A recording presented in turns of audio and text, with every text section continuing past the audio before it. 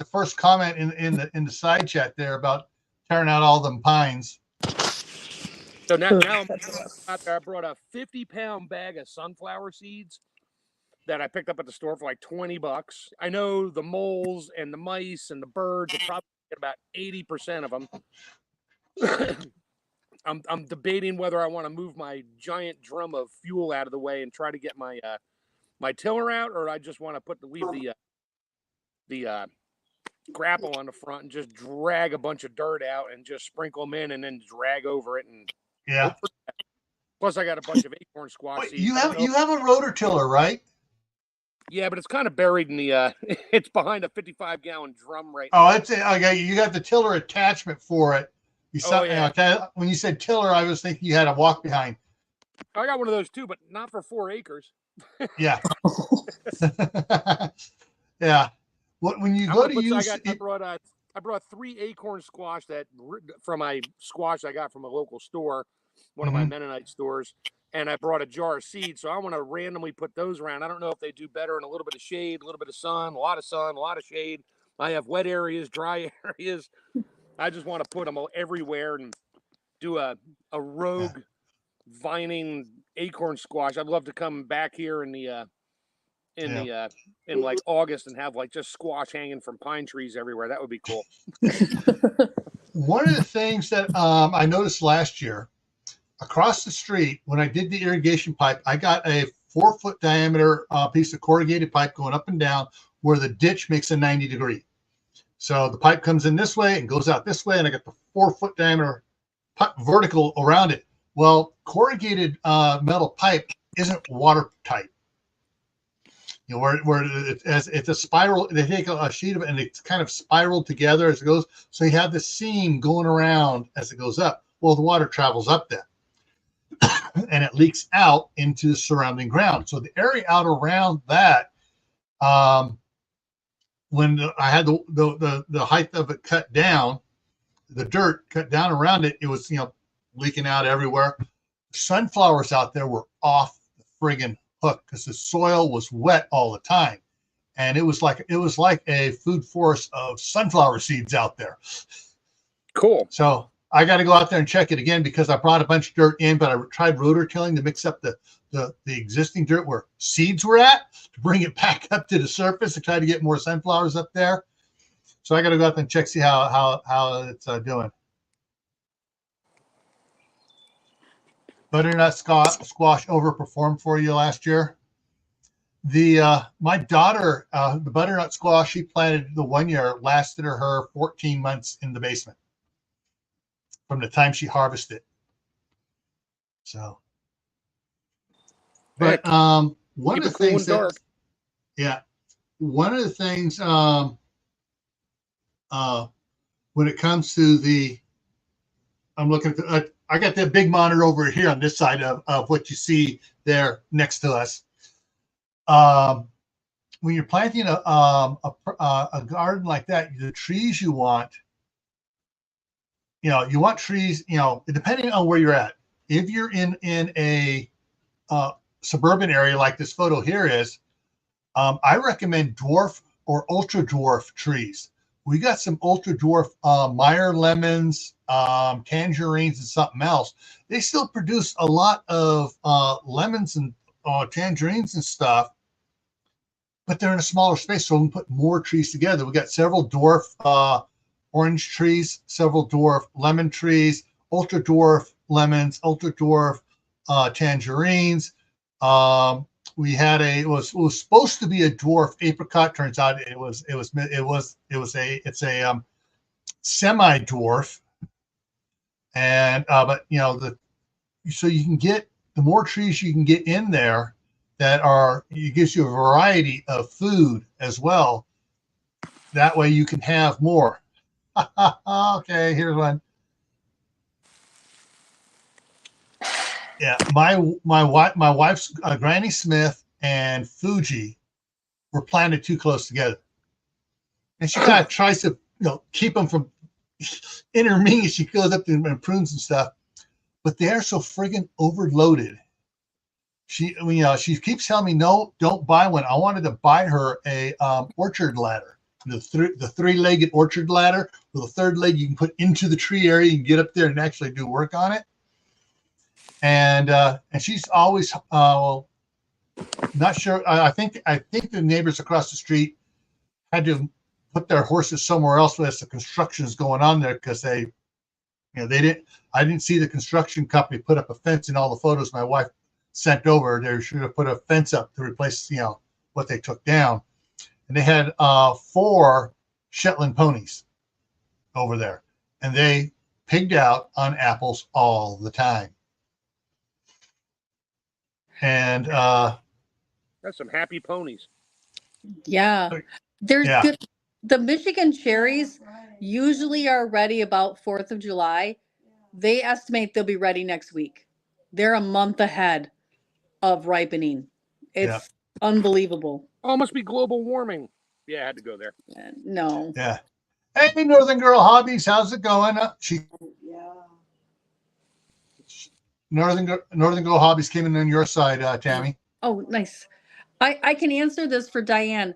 The cheapest raised beds I did, I went and got cedar fence posts and used those to make raised beds. And they also last long because they're cedar. One of the other ones that last long but aren't pretty, but they last. You find a company that does remodeling, and when they pull out the fiberglass bathtubs, oh yeah, boom, raised planter bed. But what I do, Diana, is I got a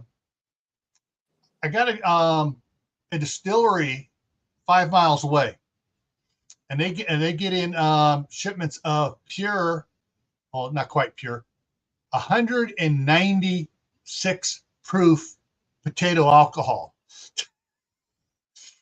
So I go up there and I buy those. It's 48 inches by 40 inches by about 4 feet tall, and IBC tote.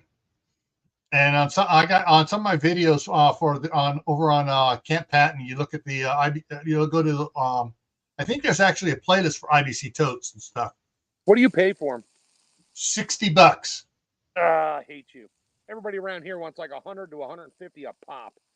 If they had food, if they were food in there before, or some kind of a food-based, water liquid. But the chemical ones, they about give those away. Yeah. Well, see, since these have the alcohol in it, they are sterilized. Oh yeah. And so I can use them for the ones that had the pure potato alcohol are sterilized. Now they also mix some with either lemonade or some cherry flavoring for like Mike's hard lemonade and some of the other flavors. They make that and they ship that over to the other side of the state, over by Boise, over at Payette, to their facility over there, and ship stuff back and forth between the two of them. And those I can't use them for drinking water, but I can use them for non-potable water. I can use them for rainwater for watering the garden. I can just put dirt in them and make a raised planter bed out of those. And that's what I'm doing with a bunch of them. Okay, let's see what else is going on here. Happy Mac is in the house on your side as well.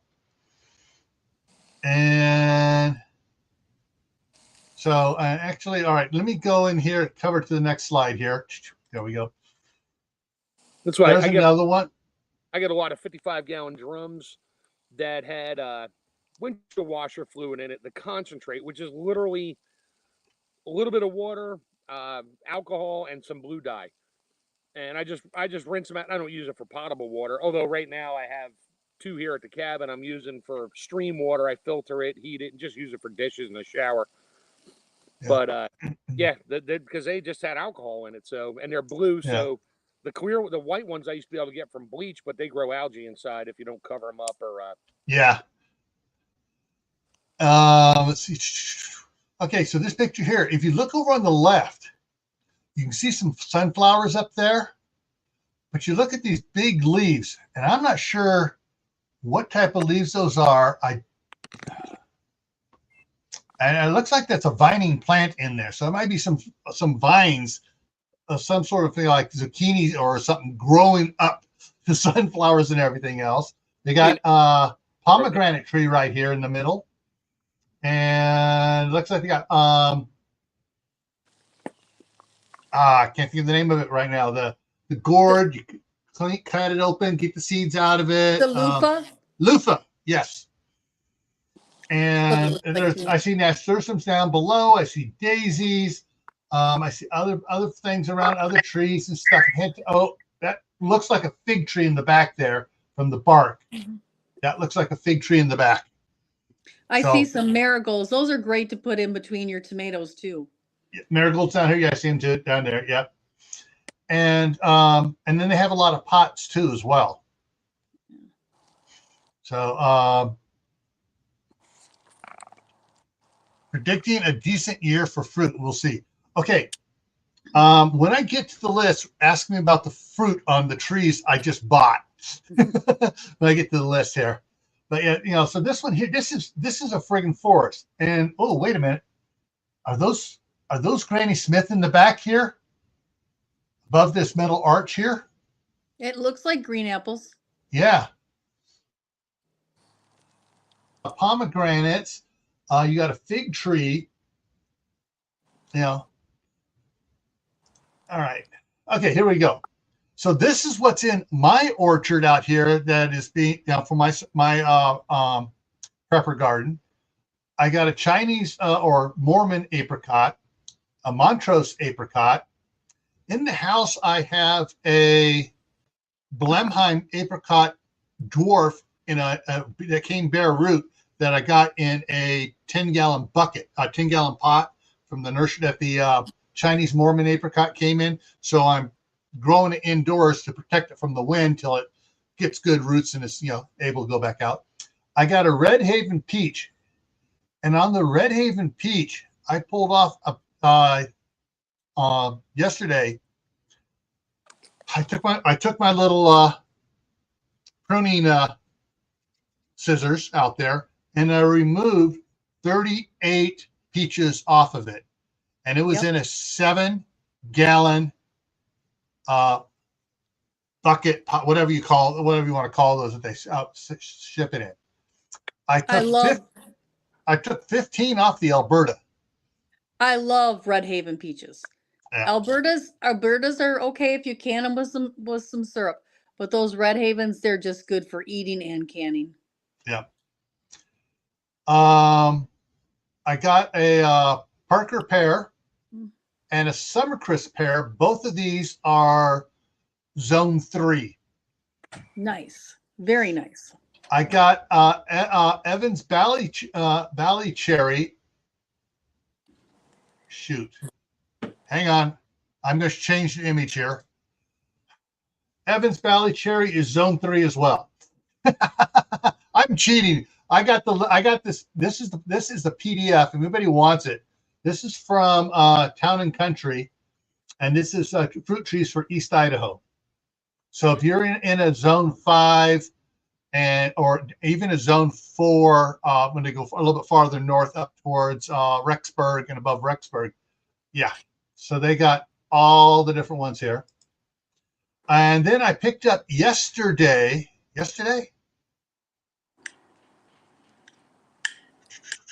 Was it yesterday? Or was it Thursday? No, I think it was yesterday. I ran back up to the, I stopped by it was yesterday. I stopped by Town and Country on the way back from Sam's Club, and I got a Zestar apple and a Sweet 16 apple. And those, I believe, are zone 3 as well. Let me see here. Apples. Sweet 16 is a zone 3, and the Zestar is a zone 3 as well.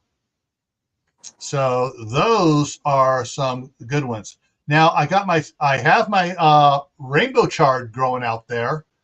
I haven't planted any of the Swiss chard. I just I like the rainbow chard and Swiss chard are very, very, very similar, but the rainbow chard, the grandsons like it because it's colorful and the chickens and the rabbits eat everything else extra that I can't eat, and my daughter can't cook for her kids.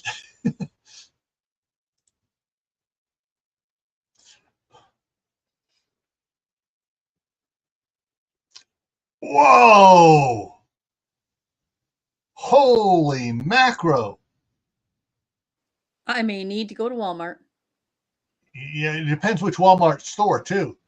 Yeah. Town and Country, for 3 weeks they had a back order for fruit trees.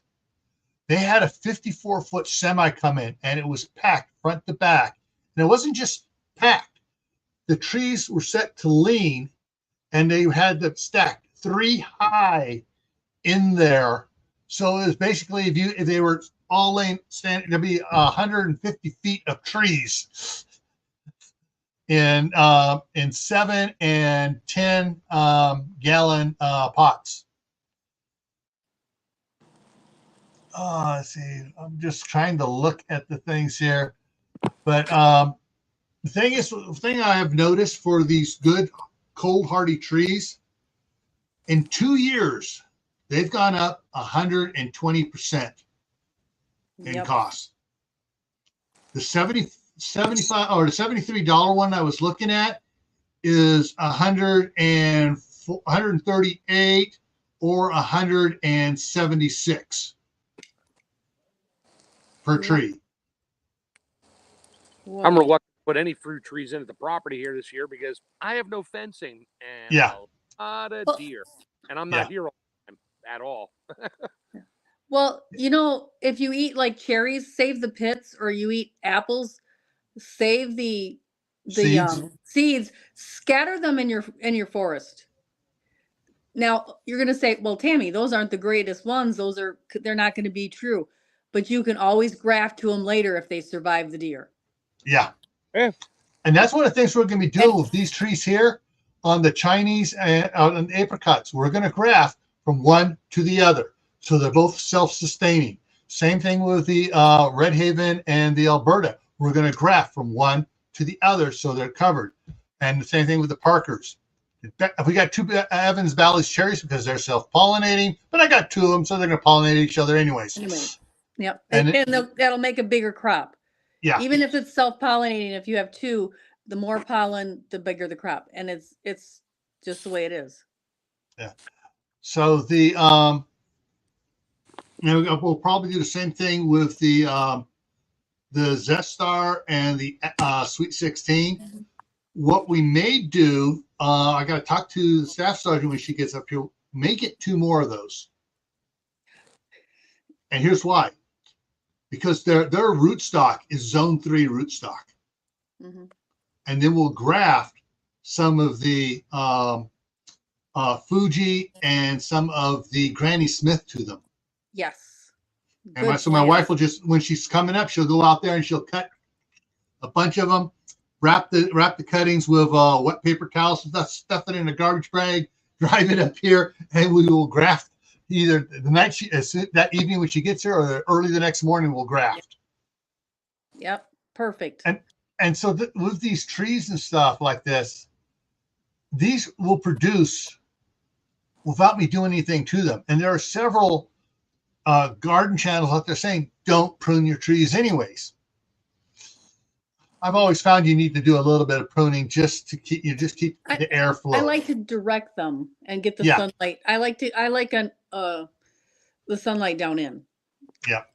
Most trees you need to prune to get a better yield at them if you want to do that. If you just let an apple do its own thing, you'll get great apples a few years, and after that, they're terrible because most of them are in the shade. They don't get enough airflow. So you got to keep those pruned. And is it pear? No, peach trees. You got to cut. You have to cut the main stalk. Once it gets to a certain point, you cut the center main stalk, so it stops growing up and it grows out. That gives you the full sunshine in all directions, like a satellite dish. The like Utah Mike says, yellow jackets and birds getting fruit from the trees near me. What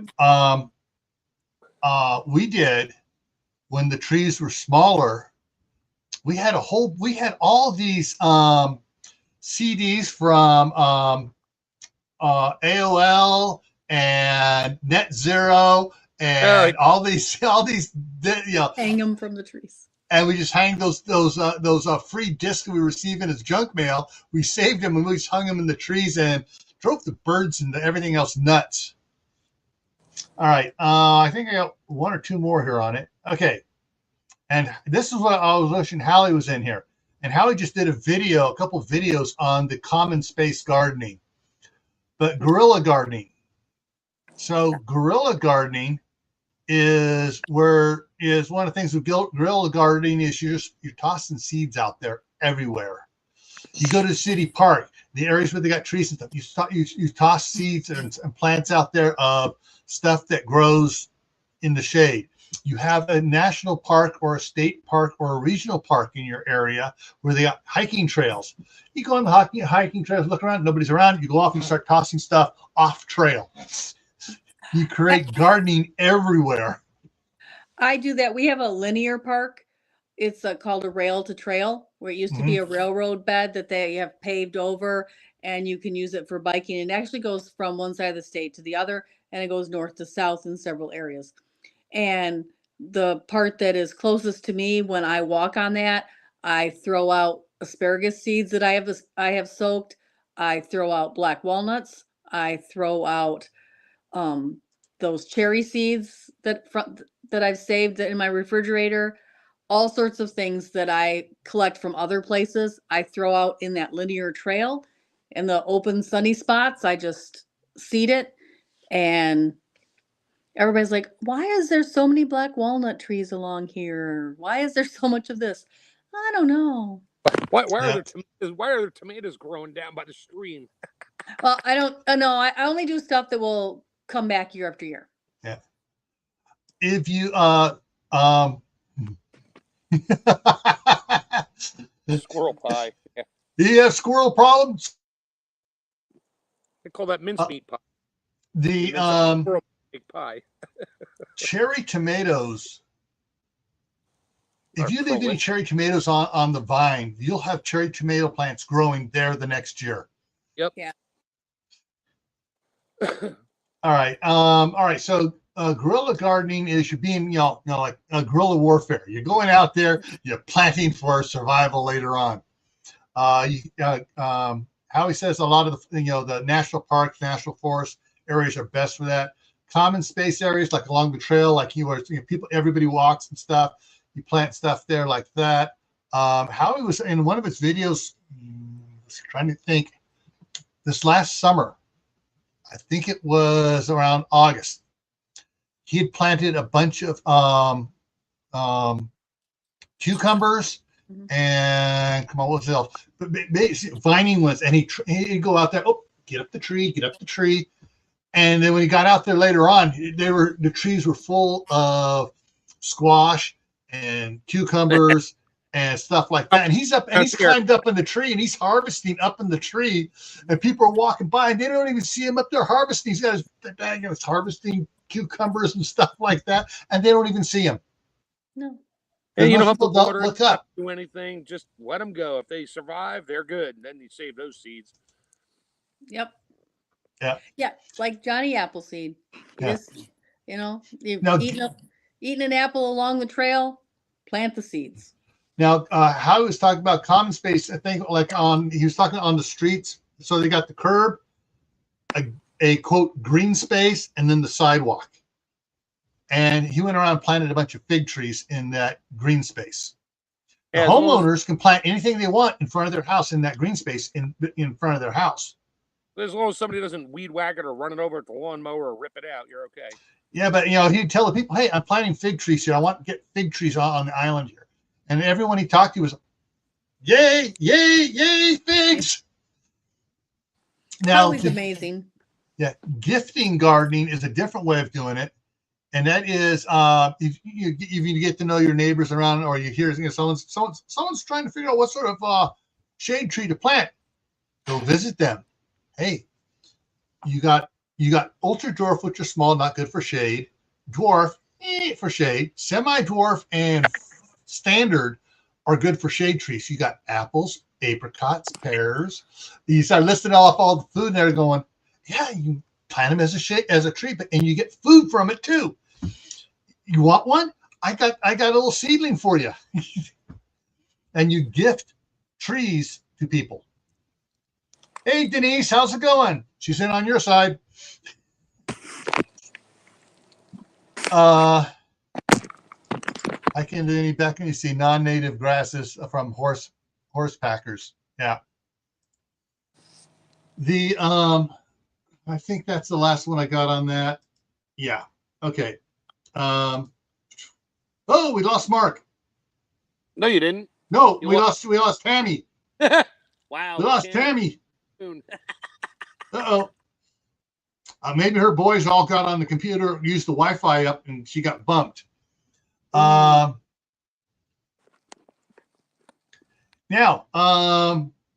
Denise, or who else is out there on her side? Happy Back, is it still going on Tammy's side? Is the live stream going on Tammy's side? Let me know. It should be. It should be that she just lost connectivity here for a minute. Her phone might have died. Yeah. In which case, we're about to hear the Red Baron. Yeah. I love a garden like that. I grew up climbing trees. I grew up too I was a little tyke, younger than my grandsons in 1960. The house that we moved to from Glendale, California to Martinez, California had 2 Blenheim apricots on it, and I'm not sure what type of apple tree it was. I believe it might have been a Granny Smith. Here she is back. And as kids, even into our teens, we climbed those trees. Yeah. Glenn's here. How to garden. Woo! And so, yeah, and that's the thing too. If you get a good tree and you shape it right, the kids can climb up to get the fruit that's high, the high fruit that's not easily accessible. And I know that's what's going to happen with. Oh, that reminds me. With the trees we got. Now I have to go out there after this live stream. I planted 5 jack-o'-lantern pumpkins. I planted 5 cantaloupe. What variety, I don't know. They're big monster ones because I saved the seeds from one of the neighbors here in town. They gave my daughter a bunch of them, and she gave me one of those, and I saved the seeds. And I had let's see, out of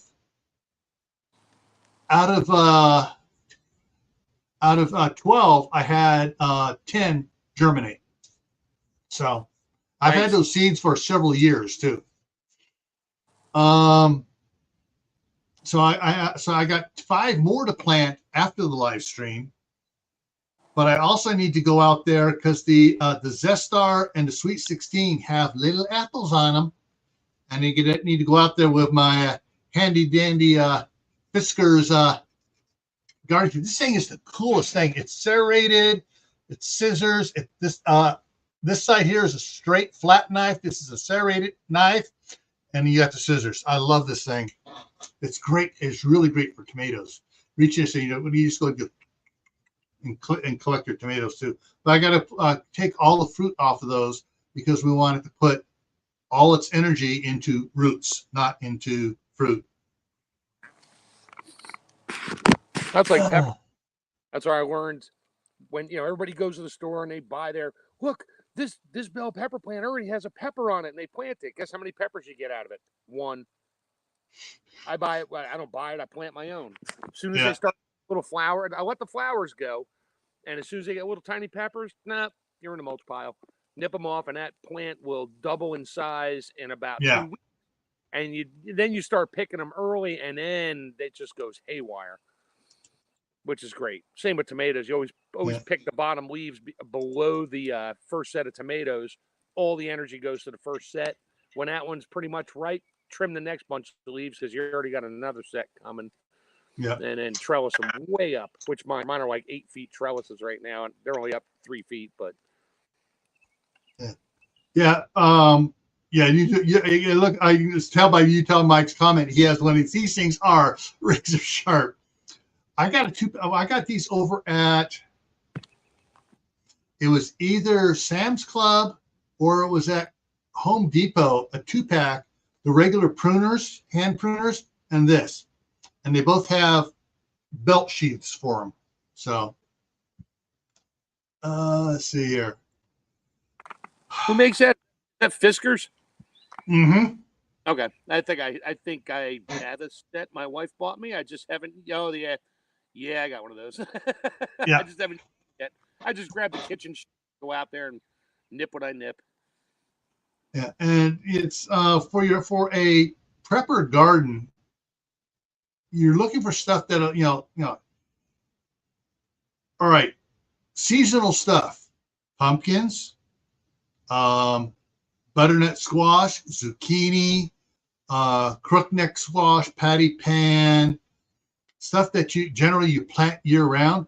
If you don't pick everything, guess what's coming up there the next year? Plants again.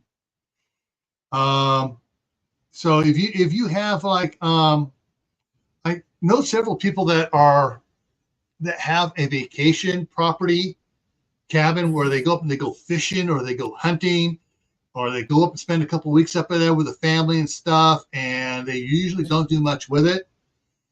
I got them to plant apple trees up there and peach trees and apricot trees.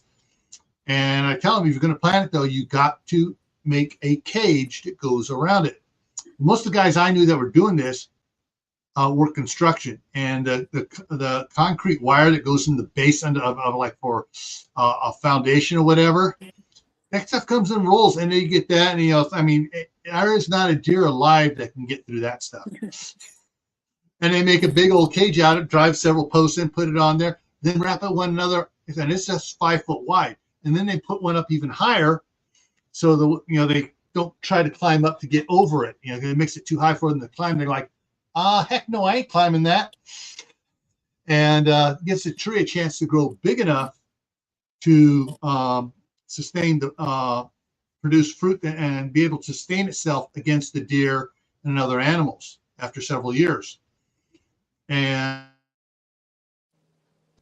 froze.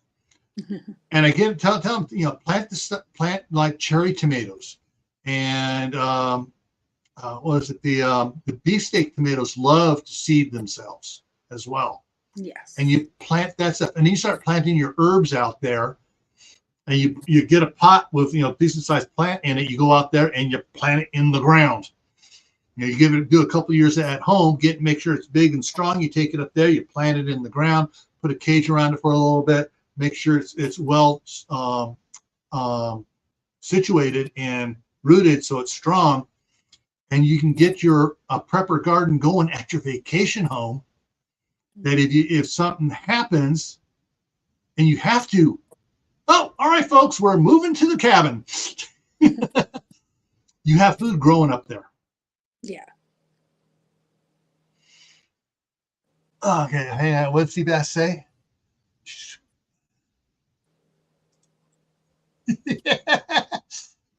Actually, my mom got mad at my grandmother for using the kitchen tools, kitchen stuff. Let's see. Dad planted a fruit tree for each of us as kid. Total of 5. Right. Very nice. Yeah. But dude,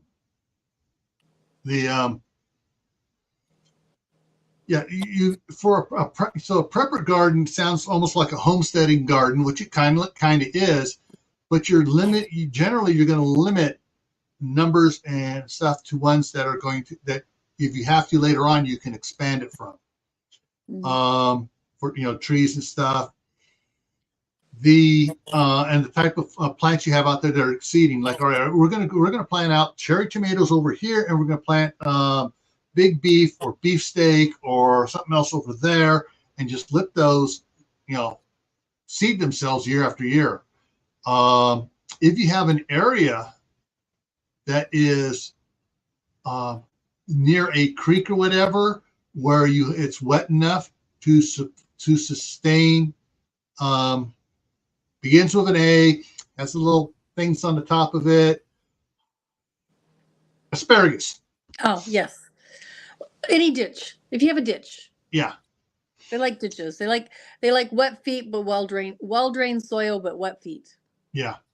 And so you plant stuff like that you can let go. If you don't make it up to the cabin this year, oh well, everything's still going to be growing. There's still going to be food there when you go up there next summer. Strawberries are another good one. If you get them started, they'll just keep moving over and over and over. You have to thin them out. And if you have a creek or a small stream or something, a little trickle of water constantly year round, blackberries. Pawpaw. Mm-hmm. Pawpaw. Only tropical fruit that grows in North America. Yeah. Who is that? Who is it? Courtney did Courtney have them on, or did you have them on? Was that what's his name from the Red Barn up there? Nash. All the trees. Nash Nurseries was talking about pawpaws. Yes, Nash Nurseries. Yes. He was on. I saw him on with Dr. Paula. He's a friend of Dr. Paula's. Yes. Yeah. That's what it was. And he came on mine, but he didn't talk about the pawpaws too much. He talked more about other trees and stuff. And so, yeah, the better trees you have, the better plants, variety of plants that can grow without you there, and you spread them out in different areas so they don't impact each other. And also when you're looking at your apple trees, make sure that you're getting a late season and an early season, because there's some that will produce in June and there's some that produce in the middle, and then there's some that don't produce until September. So instead of getting all trees that come on at the same time, get in a prepper garden, you want some early, some mid, and some late producers. So we got up here in Eastern Idaho, we're limited on our late, but you got late September, mid-October, mid-September, late September, early August, late August. Yeah. See, spread it out. Like we have one that comes on really early. It's an applesauce. It's a little yellow apple. It's a yellow transparent. That's for sauce. And that comes on really early. And then you go all the way through the spectrum to Granny Smith. That's the last one that produces for the year. Unless you're in the San Francisco Bay Area. Well, then you have apples on the tree practically year round, just like oranges year round. Here in Michigan, when the snow flies, pretty much everything's gone but the crab apples. Yeah. Okay, I gotta look something up here because somebody asked it, so I'm gonna look it up now here for you.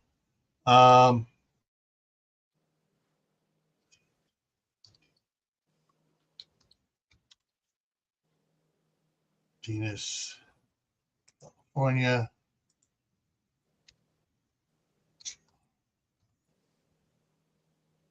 Growing zone. So the Martinez is a 9B there in the San Francisco Bay Area. Yeah, you can grow year round. Yeah. I mean, the only thing you can't grow is what? Bananas? Depends on the part of the Bay Area. Certain areas, if you get into one area like down in Danville, it doesn't get as cold down there. Microclimate. Yeah, there's over 300 microclimates in the San Francisco Bay Area. Yeah. You get up in Napa Valley, and you got grapes going bonkers. Well, they won't grow down in Concord, and they won't grow in San Jose. But you go south of San Jose down towards Santa Cruz, and they're growing again. Yeah.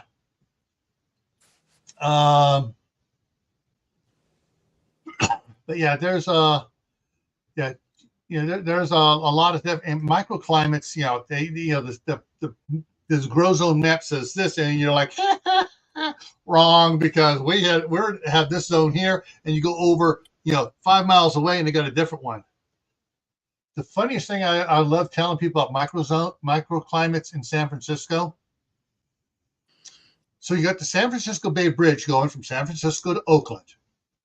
When 80 crosses over that bridge, and it's actually 80 and 580, they split. 80 goes north. And as it turns to go north, it goes through Emeryville. One side of the freeway on the east side in the summertime will be 100 degrees maybe. Get on the other side of the freeway, you're at 75, 70, 65. You get out by the toll plaza on the Oakland side toll plaza, you're at 65 or less. You go across the bridge and you hit South San Francisco, you better be wearing a parka.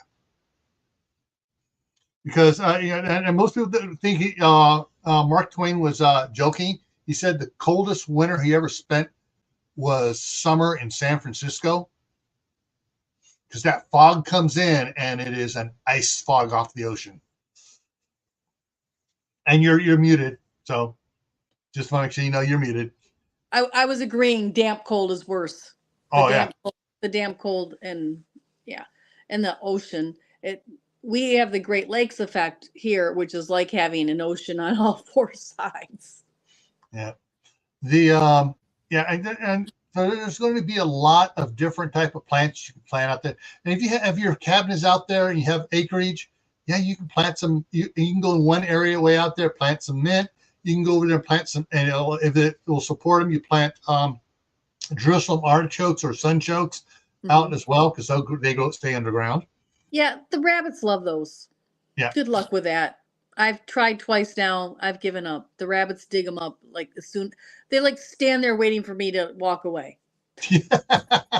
Thanks, rabbits. I have rabbits out here. Lots of them. When I was cutting the grass yesterday, I was like, "Oh crap!" Yeah. As I see baby bunnies running everywhere from the sound of the tractor, I'm like, "Oh, that's gonna be fun for my." No, not flying everywhere after getting hit with the bush hog, running everywhere. I even saw I had a terrapin. That sucker was 12 inches across. He was running across the field. I'm like, oh, dude, I'm so glad I didn't hit you with the bush hog. I might have gone over him, and he just ducked, and he got missed. But he was running crazy, trying to get down to the street. Yeah. I just for a prepper garden, you start small, and once it's producing, then you can expand it as the land can support it. That's the main thing to do. Don't do everything at once. It's like, we're finally putting the trees in. Well, next year for sure, both peaches will be producing good, because they were loaded in the 7-gallon buckets. The Sweet 16 and the Zester apples have a bunch on them too. They'll be producing next year. I'll probably still thin them out to just a few fruit and let them still push more on for their roots and stuff. But and the Mormon, the Chinese Mormon apricot one had one on it. I picked the one that only had one. There were some of them that were loaded. And someone took one that was, they got there before, they got the one that was absolutely loaded with all the apricots. And I'm looking, I go, okay, I bet they're going to leave all those apricots on. Probably. And then that's it. They'll get 1 year and wonder why their tree never produces again. Either that or the tree won't make it to the second year because it didn't get good roots into the ground. And to remember, when you're doing this kind of garden, remember to layer. So plant herbs at the base for pollinators. Bring in your pollinators. And that's the thing too. If you're putting out your tomatoes out there and stuff, the best thing we found for tomatoes is borage. It repels the moth that lays the eggs for the tomato hornworm, and it brings in all the bees. Yeah, bees love borage. And borage will die off, and all of a sudden you'll have 3 to 10 times as many borage plants coming up the next year. So Ben's over acres just came in on your side. Hello. Yes, taters, onions, and carrots. That's what our ancestors planted to get through the winter, to get through the starving time. You know, you can always make something if you have taters, but carrots and onions. Those root crops, they store long. They'll get you through until you can plant something again when the spring comes. You know, and be sure to have those spring crops like lettuce and radishes that come up in a couple of days. That'll help get you through the hunger times. The other thing too that I didn't, I was talking to my sister's 10 years older than I am. Mm-hmm. Okay. And in the early 60s, we had a 3-bedroom house. My parents had one room. My sister and grandmother were in another room. And me and my 2 brothers were in the other room. And so my sister got all the stories from my grandmother growing up by Coeur d'Alene in the early 1900s. I'm talking she was born in 1899. So yeah, the early 1900s. All of 1900s. Yeah. And, in the 1900s and 19 teens. And so, and when I was talking to her, I said, did Gamma ever talk about, the winter squash? She goes, oh yeah, the butternut. And she listed off a couple others. Mm-hmm. And they would grow those, and into the root cellars those went. Yeah. And yeah. My mom lived through the Depression, and she loves butternut, Hubbard, and acorn. Hubbard, yes. The big old blue Hubbards. She would love those because you could wipe them down with bleach, take them into some storage. It doesn't have to be cold storage either for those. It can be, relatively warm, and you can store those. And then I want to try them, but I don't have a long enough growing season. Seminole pumpkins, they say those things will last 2 years. Once you pick them and put them on the shelf, 2 years. But you need something like 180 days or something like that. It's really ridiculously long. Yeah, like here, for us to do that here, I would have to start in February, growing it indoor, germinating in February and everything else, and using one of those 7-gallon pots to get, and it just, all right, everybody, help me carry this outside. And they're little squash. They're like this. They're not really a pumpkin, but that's what they call them. And they're just like that big around. And then the crust kind of forms on them. They get a real hard shell, and they're good for a very long time. You better have a sharp knife and a steady hand to get those suckers open. I haven't tried them. I just want them because they have such a long storage time. It's on my bucket list, but probably just sea bass. That's the thing. Yeah, that house had one bath with an old cast iron bathtub. Yeah.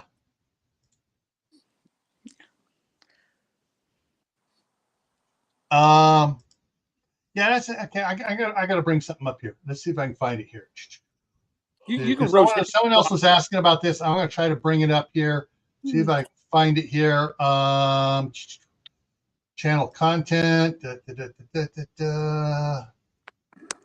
You can get that squash cut in half and get the seeds out. You just throw it in the oven. Just put it face side down. A little seasoning in the bottom of the pan, and throw it in the oven for a while at like 300 and let it just steam itself to goodness. We eat all our pumpkin seeds too. Pumpkin seeds are really good for you. They're a natural, we give them to the goats and to the animals because they're a natural dewormer for the animals. Mm-hmm. But we eat a lot of pumpkin seeds for snacks too in the fall. Yeah, that's something I'm going to teach the grandkids to do, and myself too. I mean, it's I've eaten. I've gone this way and that way on sunflower seeds. Mm-hmm. I'll go, I don't want sunflower seeds. Then the next year I'll eat sunflower seeds. I'll eat. I'll get sick. I don't want any more sunflower seeds. I like them in my granola. That's about it. I'm at the point now. I want my sunflower seeds shelled. And my boys used to go through so many sunflower seeds, and then I'd find these water bottles with the spit out husk everywhere. And I'm like, oh, throw them away. Okay, so I'm going to share something here. This is my video. YouTube, this is my video from my channel. What about apricot seeds? Are they good? No, put it this way. The squirrels and the rats will not eat them. So there's something in them that they will not make them so they won't eat them. All right, let me make this big. They have a natural cyanide in them. So that's why none of those things will eat those. I don't think there's enough science to kill anybody. But okay, yeah. well, first of all, you'd have to have a bushel to have any effect. Nobody's eating a bushel of pits. Okay. Yeah. And also, if you you can boil them and get with the stuff still, and get all the juice. The boiling will neutralize the cyanide in them too. So, but that's why animals don't. But you can, again, take them and plant them. Throw them out in the back 40 of your woods and see what comes up. Find a sunny spot and throw them out. All right. So this is one of the Bing cherries, but look in the background, the IBC totes. I got the tall ones. I got the short ones. I also got 55-gallon barrels cut in half, which I've grown a lot of stuff in. And so you can see, maybe I move over to the side there. There you go. So where I've cut some of these in half and use them as planters as well, the IBC totes. And I'm just talking about what type that is. Let's move on down here a little bit. Go through the different trees. There's more. You can see more of the open tops of them. And I got some short ones in the back there. So, yeah, I got a lot of them there, but I got some other ones here. Let's go through all the trees there. Down to the other side down here. You have drainage holes in those or no? Yes. They come with a 2-inch valve hole in the bottom of them. Right. And I leave that open. And when I take the tops and I turn it over, there's a 8-inch lid on it. I just screw that off. And I put in the bottom of them, I'll put milk cartons in there, and I'll lay some weed blocker over it. Well, the weight will crush the cartons down, but not completely. So they have a little channel for the water to drain out. There's cool. some of them down there, all the way around to those. But let me show you the other neat thing you're gonna like here. Let's head out to. All right, there's the looking at the. There's my Wando peas in 4 of the raised planter beds. And I bet the rabbits don't hop in your beds. No, they don't. And there's some of the short ones there and moving dirt around. But I want to go back out here onto the front. Oh, I got those are the. Hang on. Back it up just a little bit. There we go. I had 4 of these trays full of strawberries for free. Nice. I planted like 20 of them in my stuff, and the rest went to my daughter because she has a big open area by the juniper tree that she plants them in. Okay, so let's go on here. I got the boysenberries trying to come up there again. I got 4 pots there. It shows there's a leaf. There's the green leaf coming up. They got froze this winter. I forgot about them in the shop and then put a heat lamp over them. Ah, there's Daniel. All right, there we go. So, what's with all the solar lights? I'm doing work on the front walkway and stuff, so I just put them over there for the heck of it. I put them on the walkway so people don't trip and slip, especially in the wintertime. I pulled them all off this spring. Anyway, so I got to make your plants grow at nighttime. What the hell is that? It works. They're great. They're doing great. But so this one here, I can roll with the pallet jack. I jack it up, roll it into the shop for the wintertime. And now that the shop is getting insulated, it's going to stay a lot warmer in there. Nice. And yeah, so he's using those lights to trick those plants into thinking it's Alaska where the days are even longer. That's what he's doing. All right. So, so those are some of the strawberries.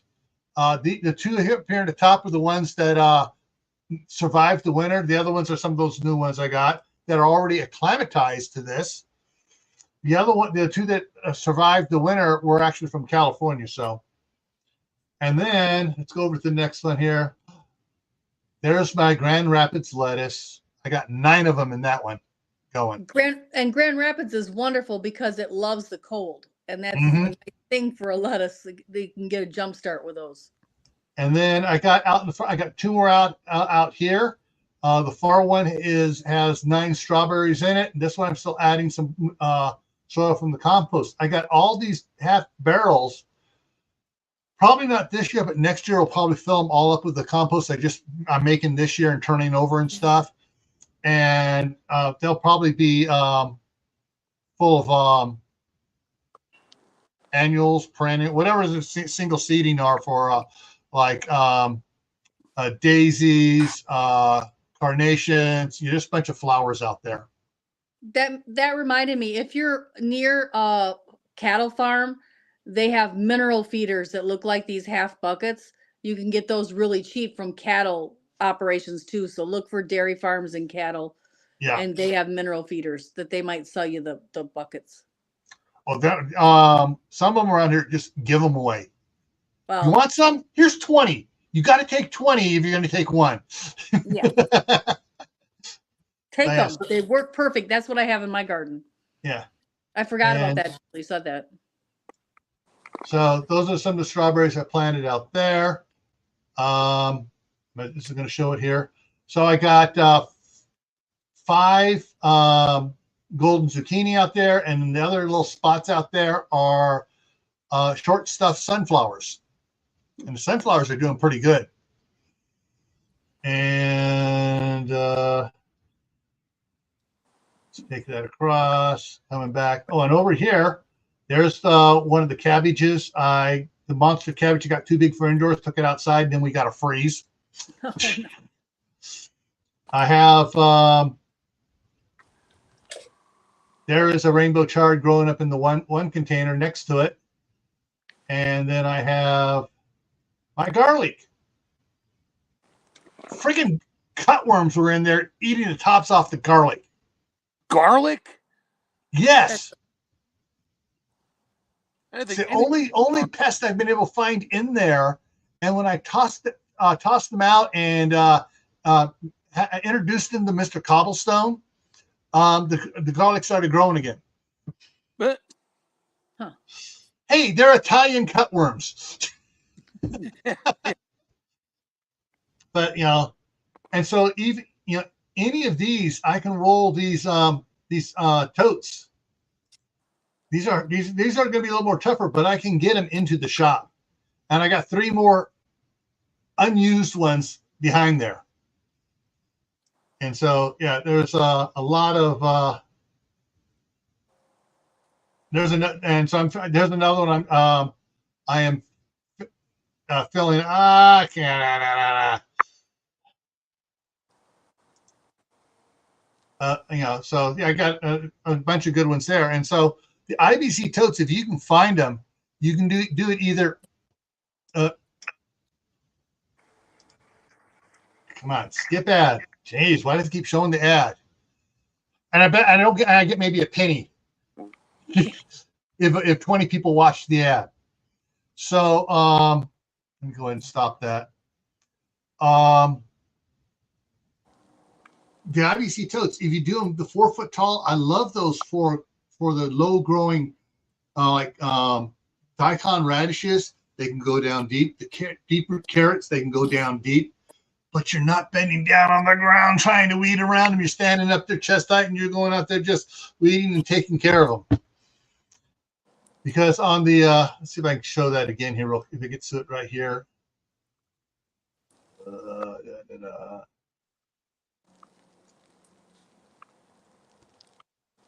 Okay, let's go. I'm getting it set there. Okay, so on this side, these are a retaining wall to make this garden area here level. So down below, if I go, these totes are up 4 foot tall. Nice. Ooh, but yes. But the bunnies can jump from your retaining wall into the tub. Uh-oh. Only the short ones. Only the short ones. And the short ones, when I put in there, I got the cages. I got the cages made out of the concrete mesh wire for the tomatoes. And so, I need to have I need to have some of the short ones around for the tomatoes, so they're 8 inches above the where I'm standing is where the soil level is. And so when they grow big, I can still pick them. And for the low ones, I pick them from the low side. So you're for a, those IBC totes are marvelous. Mm-hmm. Hey, I want to see if we're all sitting right. Oh, we're all saying, oh, no, I don't like that. IBC totes are great. I have those totes. Sorry, it's getting dark here. I have to use a flashlight. and CR's in here, and you're making him hungry. Now stop. I know he is. That's why I'm doing it. Well, I'm doing it because I'm hungry. I don't care about CR, but I care about CR. No, that wasn't a garden ad, CR. That was a Best Buy ad. Both of those were Best Buy ads. The one was the new hair one, which I see a lot, and the other one was the Dyson air purifier that actually pulls and neutralizes formaldehyde out of the air from the paneling and stuff like that.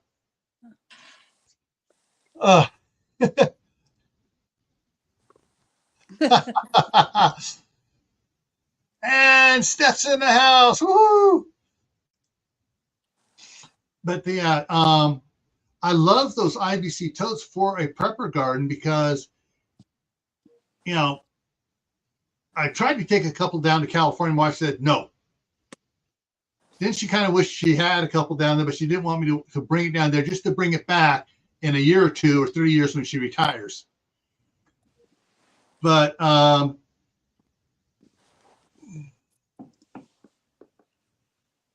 exactly.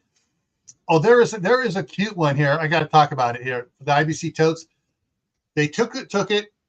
They cut a door in the front of it, left it about this high in the bottom, and took the connector rods off on it. Took another one, did the same thing, turned it upside down on top of the other, hose clamped it together, sealed the gap with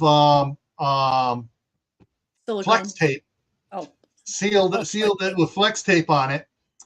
Drilled a hole in it, put a shower head in there and stuff on it, and then put one of those camping propane water heaters outside of it. Oh, cool. Yeah. Sounds like something somebody needs to put out on his by his cabin up there. No, I already have an electric on-demand water heater, shower hose, 55-gallon drum, water pumps. Yes, I'll send you a picture of it. No, you're not going to see that on the feed here. It's a little dark right now. It's actually disconnected right now, I'm working on. I got my hands on a lot of flexible 1/2-inch copper tubing. Ooh. So we're going to be me and my buddy are going to be working on that for heating the entire 55 gallons of water, so it's not a 3-minute shower. You know what I'm thinking? All right, prepping people. This is prepping stuff here. So let me exit full screen, drop that down. I've got something here for you.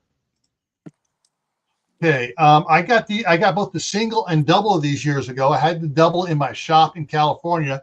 So I had to turn it into a granny unit for my mom. NOR Northern Tool. Okay, so I'll let you guys follow along with me as I do this. Northern Tool. I used to get a lot of stuff from Northern Tool.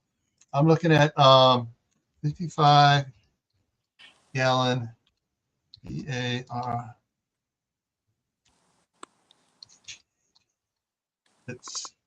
No, I forgot the A. Typing too fast, folks. Let's see if it brings it up here again. It used to have it. This is where I got these from. I got one here still. No, it's giving me the wrong type of barrel heater. No, 55-gallon wood stove. Try that.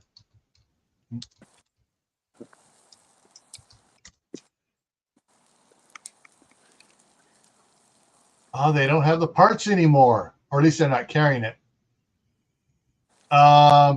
They used Oh, for making that double for 'em. 55 drum wood stove with the door kit and the barrel stack kit and the legs. Yeah, I saw Yes. that. That's a little large for my cabin. I have a small wood No. stove that'll kill. But here's the thing: you have just a single one. You don't have to have it indoors. You can do it as an outdoor water heater, and you wrap that copper around the barrel Oh yeah, and then around the stovepipe. You can have a lot of hot water. I have better. I have a customer that is a truck stop. Guess what they get all the time? Bent rims, really big ones with dents in them. They won't hold the bead. That's what I'm cooking on here. I got 3. Yeah. He's like, take as many as you want. Just don't take the aluminum ones. I'm like, nah, I won't cook on aluminum. Yeah. But we're going to pick up a couple more and do the coils inside there just to make it a water heater. Yeah. The other thing you can do, and I saw this on a very old magazine, Mother Earth News issue. You can take that copper and put it inside your compost pit, Oh, yeah. Yep. and that will heat up and make your water. I mean, it's not going to make it super hot, but it will make it warm enough that you can have a comfortable shower. And you have to have a good compost that's ever going, so it's always like 140 degrees inside. Yeah. Yep. Oh wait, my steak is almost done. Here, I'll have to show the steak now. Oh, there it is. Oh yeah. Onions, tater. Yep. Okay. When you're done here, Okay. I'm eating. All right. Oh, I found the kits elsewhere here. Okay, So there's the double one. That's the one I had in the shop. The single one with the total kit with the doors. I got one of those still unopened, so I still have one here that I can make. But oh, you can. I don't believe it. Home Depot's selling them. Anyways, but they're on Amazon as well. So. Yeah. But if you're doing a greenhouse, a gorilla greenhouse, if you will, that there will keep it warm. You know, for your prepper greenhouse garden. And CR's eating too. We knew this was going to happen. Oh yeah, he said earlier. He says I will be eating. You know, a couple times he's put that in there. It is dinner time. In his defense, it's dinner time. Yeah. So for me, it's 20 after 9. It's way past my dinner time, but I got the fire started late, and it was still sunny when I put everything on there except for the steak, and now it's dark. So it's not quite dark here yet. Okay, get it up here. Okay, so yeah, we went along, but yeah, so a prepper garden, it's sort of a combination between food forest and a homestead garden. And if you're in the city, you do what you can to do it. You do a backyard jungle. But and guerrilla garden. Make sure you guerrilla garden. Plant those spaces that people. I mean, yes, there's going to be other people harvesting from there, but if you're planting it abundantly, you can still maybe be the one to get there first. Yeah, and especially if you have a map of areas. Okay, this is where I planted this tree. This is where I planted that tree, and that just reminded me of something else here. Let's see if I can get that up here real quick. I got to do the other one. Hang on.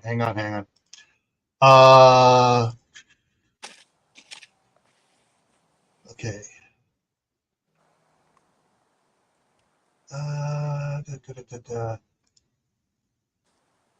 Get into Home Depot here. Okay. So bare root, dwarf, gold cod, apricot, cold hardy, 37.54 for one. Now bare root ones are smaller, so you're not gonna, they got to grow before you can start harvesting from. But this is also a dwarf one. You can put this in a half 55-gallon barrel, and in a couple of years you'll have fruit. And apricots are a wonderful survival fruit. and I cannot remember the name of this village, but there's a village in the Himalayas that survive on dried apricots and milk in the winter, and then go back to eating regular things, and they have a really long lifespan. So I've actually considered that apricots may be one of the superfoods. So there's that one, and you got more park apricots. These are all bare root ones, and these are dwarf ones. So this is a semi-dwarf plum. Dwarf. I bought the this one here. That's the one I got in the living room right now. But yeah, I was surprised with all what Home Depot had, and compared to Stark Brothers, one Stark Brothers sent me was a piece of. It was dead. They cut the main roots on it. They cut it back to this. It was the size of my finger round, but it was only that long. They cut it back at 3 3/4 inches, and they cut all the buds off the end of the little things to get it in, squish in this little itty bitty box. But yeah, so when the other apricot tree comes, I will be showing you guys as I plant it. But yeah, there's North Pole limb. That's strange. North Pole limbless apple tree, bare root, $40, 2 years old. Oh, it's a columnar one, so it only grows in a column. It is designed for containers. Yes. And apartments. Kaylin, you hear that? Designed for apartments. Containers, so it doesn't. It's only supposed to take up a 2 foot by 2 foot space, so you can put it on your patio, and it only grows straight up. It doesn't branch out. So cool.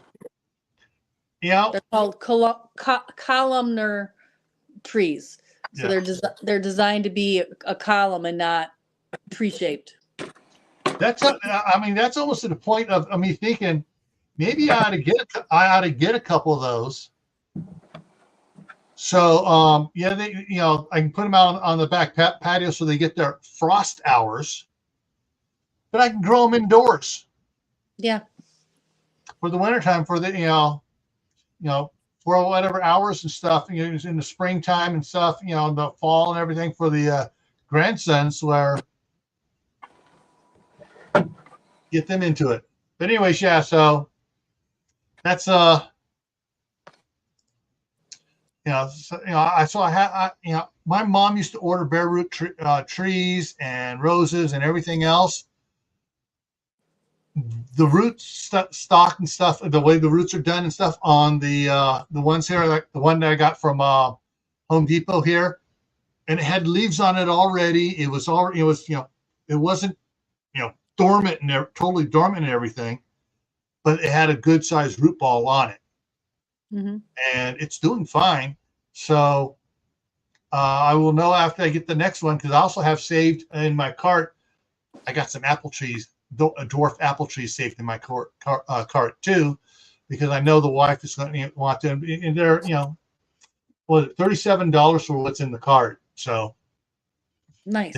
It's going to once it grows, then I can also graft from it to the other apple trees too, and vice versa. Yes. Hey Deb, how's it going? She came in on your side. Hi. All right, so that wraps it up here. Are you going live on Thursday? I don't know. I don't know. All right. I was gonna go this Thursday, and then school got out at 11, and I had a doctor's appointment, so I didn't think about that, and it was totally at the same time. Yeah. So we'll try. I'm gonna try. All righty. So coming up on my side here, on Monday for my other channel, Camp Patton Family Compound, we're talking canning potatoes, and we're going to be talking the uses for all the canning potatoes. And if anybody's in the mitten, contact Tammy and see if she wants to trade jars for canned potatoes. Yeah. Yeah. Oh.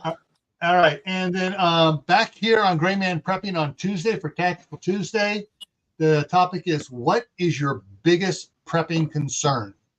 Okay, so we're going to talk about what is the, because everybody has one thing that's, about prepping. They're kind of like, it's the main thing reason they're prepping, or it's the main thing that's keeping them from prepping, or it's a concern about prepping. Mm-hmm. Thursday night is the midnight ride. Everything on my site is 8 p.m. Eastern, except for the midnight ride. That's at 10 p.m. Eastern because it's midnight down in Rio. Friday night on Camp Patton Family Compound is Flag Day. So we're going to be talking about, we'll have open chat, but we're going to start off talking about the America that no longer exists. Next Saturday on Survival Saturday here is, this was recommended by this guy down below here. He sent me a thing on it. They are coming for your food / beer porn. So it's so everybody saying, oh, they're going to come and take your food and take your garden and do all that. Well, we're going to be talking about that, setting some truth and light to it. Wait. And so and budgets. CR's coming for my food. Yeah, CR's coming for your food. Here, wait. So make my screen big one last time. Make your screen big one last time. Make me big. Good. All right. There it is. And I'm gonna eat big old fat baked potato and onions and a steak. There so you go. Also, sorry. Let me go ahead and stop this. If you have any suggestions for topics for me, for Tammy, for either of my channels, or for Tammy, you can either email Tammy or you can email me at camppattonfamilycompound@gmail.com. It down in the bottom of the description should have the email address as well. So we'd like to, hear, especially for canning. We need some more topics for Mondays for our canning collaboration on Mondays. Yeah. So you go back in, you can check. Did you put all those into a specific playlist? No, I need to go back and do that. I just have it in my regular. I put them all into a playlist on Camp Patton Family Compound canning. So that's my it's in there. And it's in my master playlist, but it's not in a set. I should do a separate one. I haven't thought about that till just now. Yeah, so that way you can see what we've done already, and if you don't see the topic you want to talk about, send us an email. If you want to hear it again, send us an email. We'll talk about it again. Yeah. Because some of them we tried to keep it under an hour or hour and a half here, but on Monday we tried to keep it under an hour because Cold War Prepper comes on after us. And we could have gone on for 2 or 3 hours in some of those. So anyways, so just an example coming up here just for Mondays for our canning collaboration. So this Monday is canning potatoes. Next Monday, the following Monday is canners. We're going to talk about different canners, old canners, new canners, dumb canners.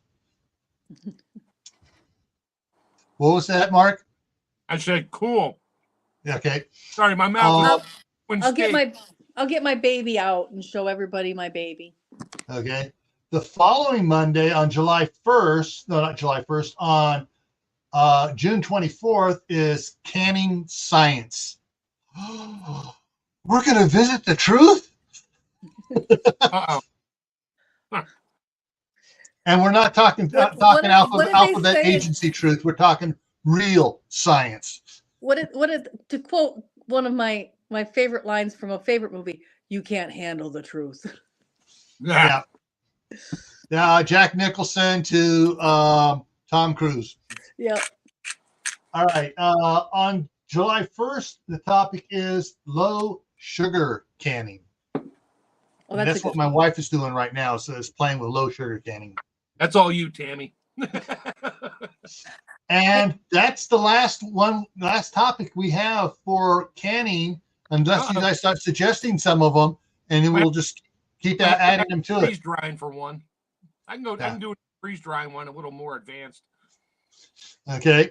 So so I've got topics for gray man prepping and Camp Patton up through July 6th.